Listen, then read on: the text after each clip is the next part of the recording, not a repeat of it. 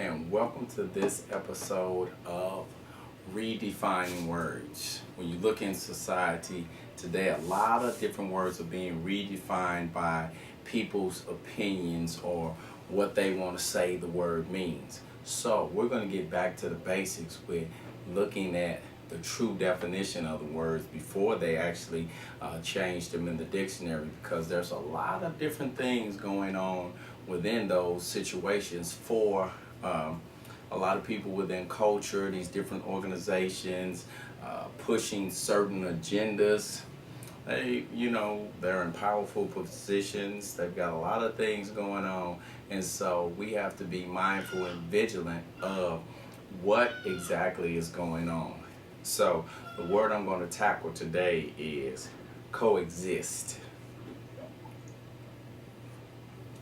The definition says to exist together at the same time or in the same place, to live in peace with another or others despite differences, especially as a matter of policy. So coexist. Now, by the definition, because it's one thing for me to come and say, well, I feel this is what coexist means. But it's another thing when we go to the definition, because if that's the case, any word can mean anything. I could sit up and say, hey, I drove my tree down the street. When we all know trees don't drive. It's a car. But if we let these little things keep going, they chip away at the fabric and foundation of society, and we end up with a lot more chaos than we have now, because trust me, it's very chaotic out there, and it's only going to get worse unless those of us who know the truth and are grounded in reality stop sitting on the sideline and get in the game. So this is a portion of my contribution today.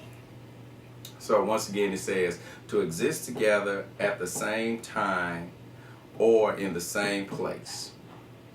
Definition 2, to live in peace with one another, to live in peace with another or others despite differences. So I bring this up because of the coexist sticker you see on the back of some people's cars. Have you seen that? I know you've seen it.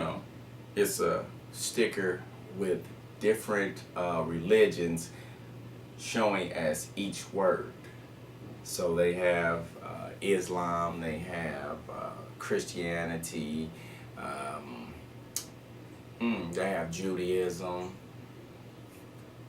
Now I can't think of them all together, but that's just to give you, kind of an understanding of what I'm talking about. But it says coexist. Now, what that bumper sticker is saying, because you hear the conversation over and over, and many people are saying that that all the different religions need to coexist together. What they're actually saying is we need to get along and be one religion. And so, but that's not the definition of coexisting. Coexisting, as we just read, it says that we live in peace with another or others despite differences, and that's what we're doing. We're coexisting. I don't hate anybody of any different religion. I don't have any issues with them. Only thing I do take issue with is when people say that we are all the same, so we should just coexist. We should all just be one religion and stop fighting amongst ourselves. But actually, most of the time, the people that say that are the ones who aren't religious at all, who don't have a religion at all. Because if you did, you would know the reality of it is we can't exist together as one religion. But we can continue to coexist as we are now. We all have our separate religions, and most of the time we don't seem to have a problem with each other. I don't get around people who believe in Judaism and have arguments with them, or someone who is from Islam. I've never sat down and talked to someone who is a Muslim, but I'm open to sit down and talk with anybody, even within Christianity.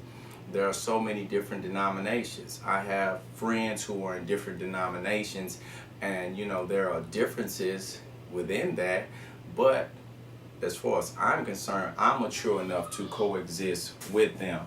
And so when you look at those different religions, the only thing I do as far as coexisting is I tell people the differences between the different religions and why we cannot coexist as one religion. That would kind of be like telling all of the shoe companies. That would be just like getting Nike, Adidas, Reebok, New Balance, and Puma all together and tell them, hey, why do you all have all this division with selling the shoes? Why don't you all just come together on one accord and be one shoe company? If somebody says something like that to those the executives at each one of those companies, they would look at them like, really? Did you just come in here and say that foolishness to us? And so that's why I'm saying now, really? Are we going to allow people to continue to say this foolishness to us? I mean, come on. They are different brands. Nike has the swoosh. Adidas has the 3 stripes. Puma has the Puma. Reebok, I think they have a few stripes or something like that.